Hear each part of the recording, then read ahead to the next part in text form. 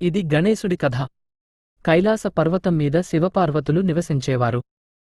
పార్వతీదేవి పసుపుతో ఒక బాలుడిని సృష్టించింది. ఆ బాలుడి పేరు గణేశ. స్నానానికి వెళ్లేటప్పుడు తన ఇంటికి కాపలాగా ఉండమని చెప్పింది.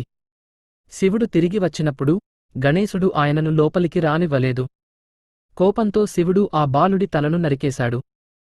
పార్వతి కోపంతో ప్రపంచాన్ని నాశనం చేస్తానని బెదిరించగా శివుడు ఒక ఏనుగు తలను తెచ్చి గణేశుడి మొండెంపై ఉంచి బతికించాడు.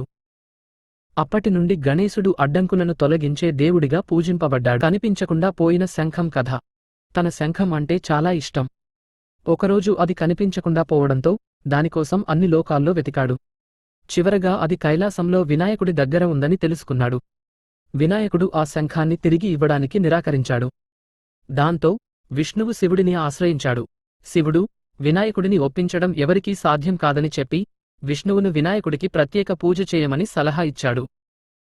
విష్ణువు అలాగే చేసి భక్తితో పూజించాడు.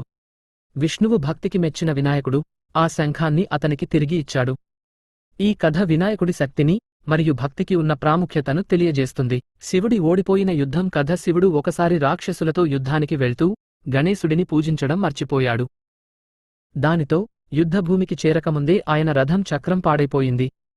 ఇది దైవ సంకల్పంగా భావించిన శివుడు తాను గణేశుడిని పూజించడం మర్చిపోయానని గ్రహించి అక్కడే పూజ నిర్వహించాడు.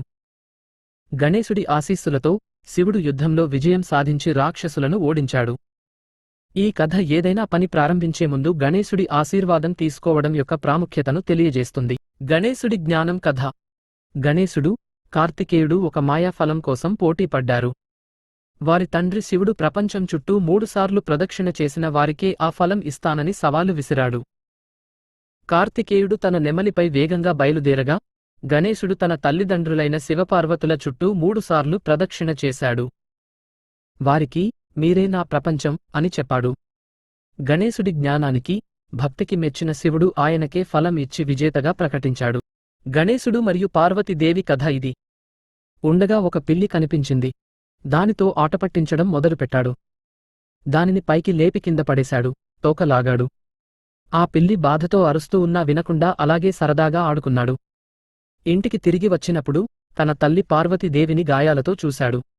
ఆ పిల్లి రూపంలో ఉన్నది తానేనని పార్వతీదేవి చెప్పింది. దానితో గణేశుడు బాధపడి అప్పటినుండి అన్ని జంతువులను దయతో చూసుకుంటానని శపథం చేశాడు.